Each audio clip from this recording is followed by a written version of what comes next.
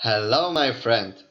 In this part I will show you a short outlook on the STM32 CubeMX. I will show you most important features and things to be configured and how to use them. I'm Bemski, embedded systems developer. Let's start! In this video I will demonstrate you functions using standalone versions of STM32 CubeMX. It will allow you to be independent of IDE which you currently use.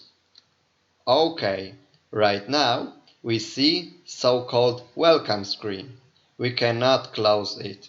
When we close the screen, this action is equal with terminating whole CubeMX.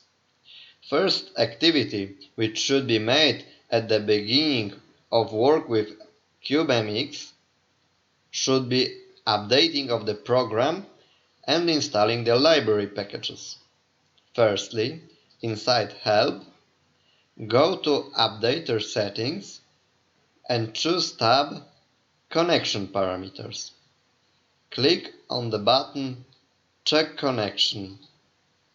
When everything will be alright, you will see here green tick.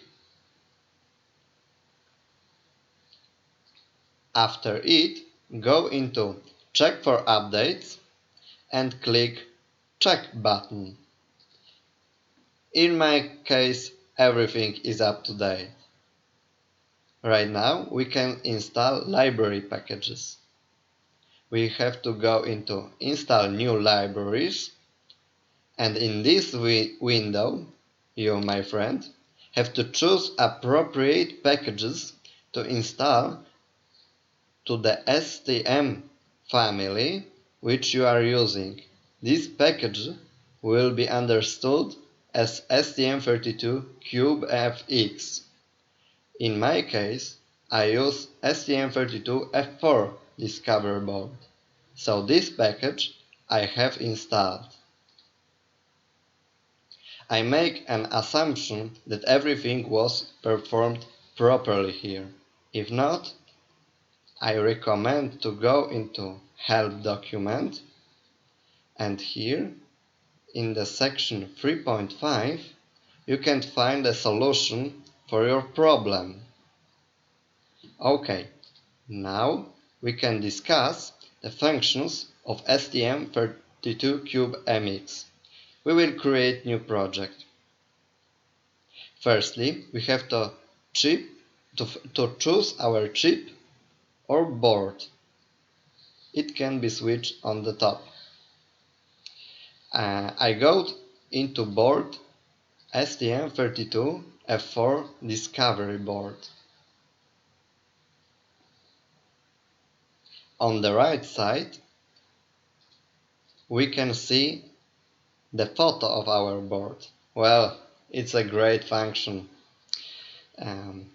If we check here this option, then all peripherals like SPI interfaces on our board will be pre-configured. Otherwise, only pin will be assigned but without activation of given peripheral. OK. Now we see pinout view. Many pins were previously configured with common settings. According to that, what is placed on the board. I want to underline here that this board configuration supports default board configuration only, so in case in which jumpers on the board are set in default states. If you have problem, check it. In general, to assure that generation of C code will be properly performed, it is recommended to perform configuration in CubeMX in following steps. Firstly, select right chip and operating modes on pinout view. In this view, it is especially good to configure RCC peripherals to see more options in the next steps, for example during configuring of clock tree. The second step is configuring of clock tree, for example here. The third step is configuring of initializations of chip operating modes. And the fourth step is generation of the C code. Of course, it is possible to get in previously step and perform there some changes, but then it will be needed to assure that in next steps everything will remain as it should.